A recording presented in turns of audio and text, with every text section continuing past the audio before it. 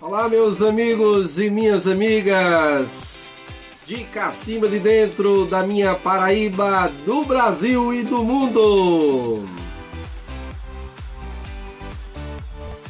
Estou iniciando mais um podcast Cacimba. Hoje, 20 de novembro de 2025. Hoje em Cacimba de Dentro fez 31 graus. Neste momento temos a temperatura na casa dos 24 graus aqui em Cacimba de Dentro. Lembrando que você pode me seguir no meu canal no YouTube, @Fábio Lima Podcast Cacimba. E você fica acompanhando os vídeos, tudo de bom que tem aqui no nosso canal, lá no YouTube. Também no meu Instagram, Fábio Lima, e no Facebook, Fábio Lima também. Você me acompanha e fica atento às notícias que aqui eu trago para você e debato para ter a minha opinião e aguçar em você que você tenha também a sua.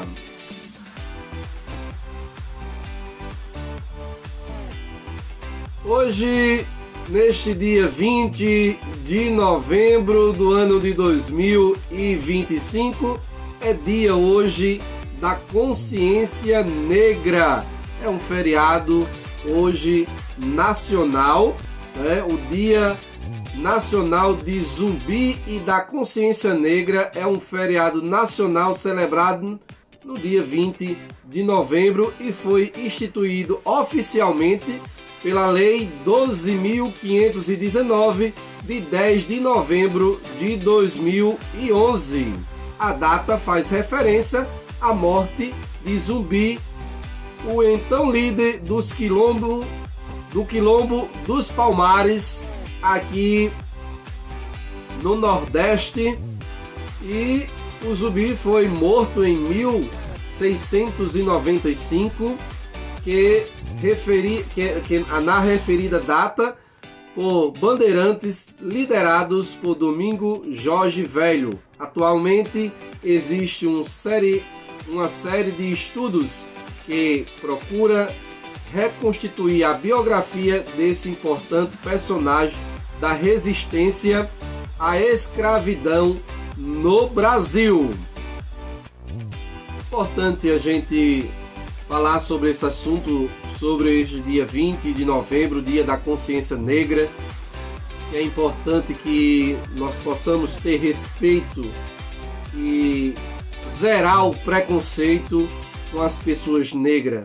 Nós sabemos ainda que no Brasil existe ainda muito preconceito com a população negra deste país, que sempre foram resistentes e sempre foram de lutas.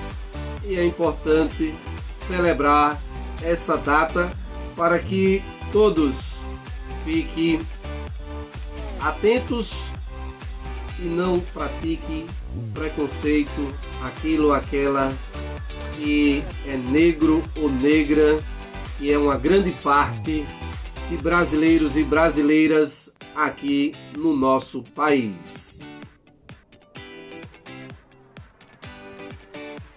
Vamos trazer aqui um destaque para você também. Hoje, o presidente Lula indicou Jorge Messias para a vaga de ministro no Supremo Tribunal no lugar de Barroso. Vou trazer outro destaque para você aqui também.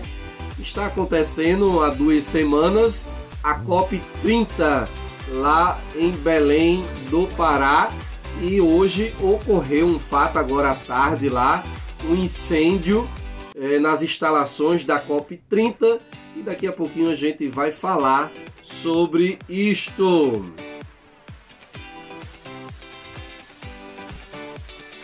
Mas vamos falar dessa notícia aqui.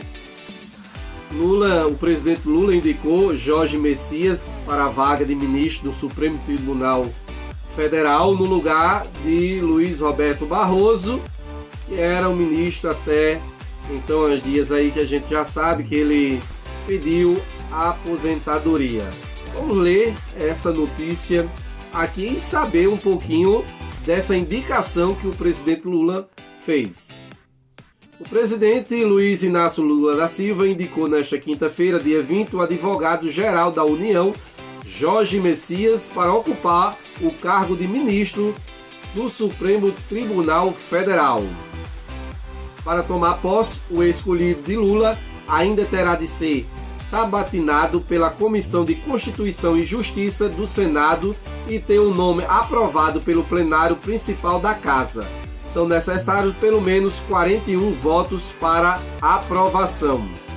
Se receber o aval do Senado, Messias ocupará o STF, a vaga aberta após o ministro Luiz Roberto Barroso anunciar a antecipação da aposentadoria. Quem é o indicado? Atual advogado-geral da União, Jorge Rodrigues Araújo Messias, tem 45 anos e é natural de Pernambuco. É um nordestino. Está no governo desde o início da terceira gestão Lula em 2023. Vamos saber aqui os principais pontos da trajetória de Jorge Messias. Tomou posse na AGU em 2023, no início do governo Lula, antes mesmo da nova gestão começar, já integrava a equipe de transição. Servidor público desde 2007, com atuação em diversos órgãos do Executivo, como o Banco Central e o BNDES. É considerado o nome de confiança de Lula, com apoio de ministro do PT e da ala palaciana. Mantém relação próxima e leal com o presidente desde os tempos do governo Dilma Rousseff. Vamos ver a carreira dele. E essa notícia que está no PB agora. Formado em Direito desde 2003 pela Faculdade de Direito de Recife, doutor e mestre pela Universidade de Brasília. Ingressou na Advocacia Geral da União como Procurador da Fazenda Nacional em 2007. Função voltada à cobrança de dívidas fiscais de contribuintes inadimplentes com a União. Ao longo da carreira, ocupou diversos cargos estratégicos no Executivo, foi subchefe para assuntos jurídicos da Presidência da República entre 2015 e 2016, secretário de Regulação e Supervisão da Educação Superior no Ministério da Educação em 2012 e 2014 e consultor jurídico no Ministério da Educação e da Ciência, Tecnologia e Inovação em 2011 e 2012. Também atuou como procurador do Banco Central em 2006 e 2007 e conselheiro fiscal do BNDES em 2016. Na transição e no governo Lula, em 2022, ingressou à equipe de transição do presidente eleito Luiz Inácio Lula da Silva, foi anunciado pelo comando da AGU em dezembro daquele ano e tomou posse em janeiro de 2023. A instituição tem papel central na assessoria jurídica da presidência e na representação da União junto ao Supremo Tribunal. Durante o governo Dilma, Messias ocupou o cargo de subchefe para assuntos jurídicos. Aí, a indicação do presidente Lula, que fez hoje para a vaga de ministro do Supremo Tribunal Federal. Nós observamos que é uma pessoa de competência, né? Um histórico profissional riquíssimo, diversas participações no governo executivo da União e me parece um excelente nome para a vaga no Supremo Tribunal Federal.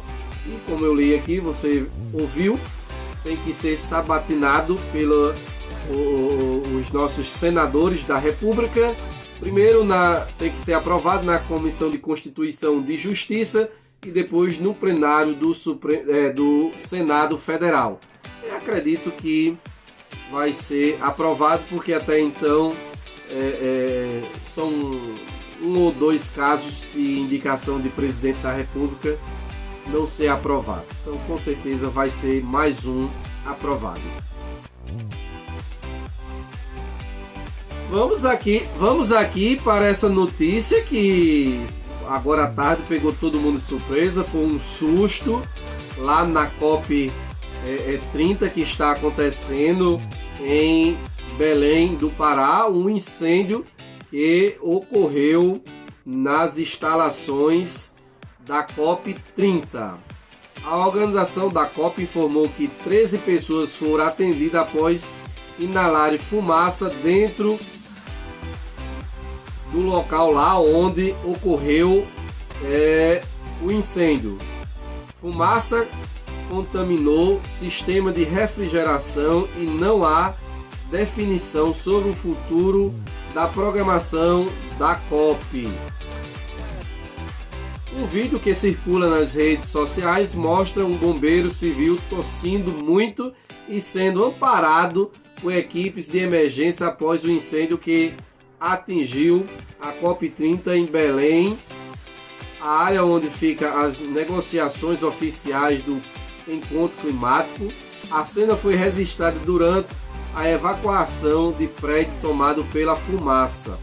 Em nota oficial, a organização do evento informou que 13 pessoas foram atendidas ainda após a inalação de fumaça. Segundo uma fonte que atua na equipe de atendimento da saúde da COP e que preferiu não se identificar, ao menos 3 pessoas foram encaminhadas para o Hospital Metropolitano com um quadro de intoxicação decorrente da inalação da fumaça. Em posicionamento oficial, o governo do Pará e a Prefeitura de Belém afirmaram que ninguém ficou ferido no incidente. Mais cedo, um bombeiro que participou da operação de resposta ao incêndio e que também pediu para não ter nome divulgado, escreveu a situação dentro da estrutura. Abre aspas. Até agora as informações que a gente tem é que aconteceu um incêndio, mas ainda não se sabe o que causou o fogo, porque vai ter que ser feita a perícia. Até então, sem nenhuma vítima. Teve gente aqui fora com crise de ansiedade, mas nada mais grave, afirmou, fecha aspas. Triste, lamentável, né, que tenha acontecido um incêndio na COP que está sendo tão positiva lá na cidade de Belém do Pará, aqui no Brasil, para discutir as questões climáticas no nosso país. Graças a Deus, teve uma ação rápida e não teve mais não se alastrou tanto fogo naquelas instalações, né? Aí a gente fica na torcida para que todo mundo fique bem. A gente leu aqui na reportagem que 13 pessoas foram atendidas, encaminhadas ao hospital devido à inalação de fumaça, que ocorre muito em incêndios. Você acaba inalando bastante fumaça e é preciso ir ao hospital para ter cuidados médicos, mas nada grave, né? E a gente fica feliz que nada de grave aconteceu. Esse é o nosso podcast de hoje, desse dia 20 de novembro de 2025. E aqui a gente sempre vai conversar sobre assuntos de momento, algo novo que aparece na mídia. Aí eu venho aqui, gravo um vídeo, converso um pouquinho com vocês, dou a minha opinião e sempre aguçando em você, para você também ter a sua opinião. É importante você se informar sobre tudo para você ter a sua opinião formada e não só aquilo que estão dizendo. Não, é preciso analisar, observar, ver fato a fato para a gente poder ter uma opinião própria. A todos vocês, um forte abraço e logo mais a gente volta por aqui.